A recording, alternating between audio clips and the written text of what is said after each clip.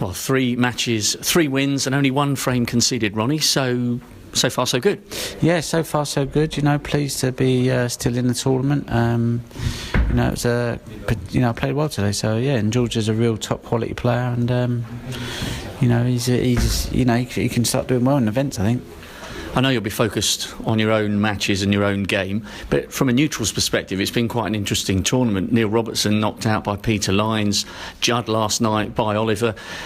Do you think that's indicative of the standards rising, or is it just a coincidence that at some tournaments a lot of big names go out early? I just think there's so many tournaments now, and I just think every month or every 2 months you're going to have the same 2 or 3 players that are on a roll, and then that'll run out, and then it'll be another 2 or 3, 4 players that are on form. And I think, Judd had a great couple of months where he was final of the English Open, winner of Romania, semis as international, and it's just like, how long can you keep, peaking and playing well, and I just think a week off is not enough. Sometimes you need a month of just sort of kind of de-stressing and kind of relaxing, and then you hit a bit of form. It's just like biorhythms, it's life's nature, I suppose. And I haven't been out of pot of ball for 7 weeks, and I've just been knowing I'm probably going to get beat at some point because I haven't had enough firepower.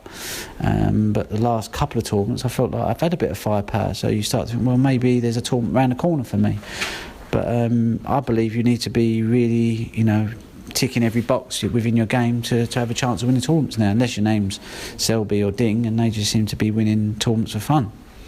And just continuing the chat about... And John Higgins, 40, 41, 42, whatever he is. Well, what form he's had, amazing. That's what I'm saying, someone like John, if he hits form, he's capable of doing it. But, you look at Selby and Ding, they seem to be the guys regularly doing it. But, it just shows that, if you've got good pedigree, then, if you expel, you can maybe win a tournament or 2. And just touching again on the Judd match against Oliver, he was World Snooker Rookie of the Year a couple of years ago.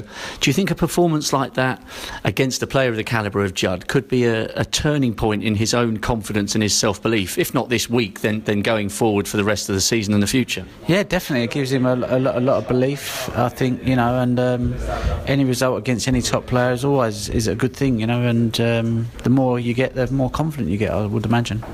Any preference, Matthew Stevens or Joe? I mean, you've had some decent ding-dongs with both of them over the years. I find them both really tough opponents to crack. Joe's had the better of me a few times, and I've had to play really well to beat him. He probably sees me and thinks, he probably feeds off of my game, and I kind of bring the best out of him.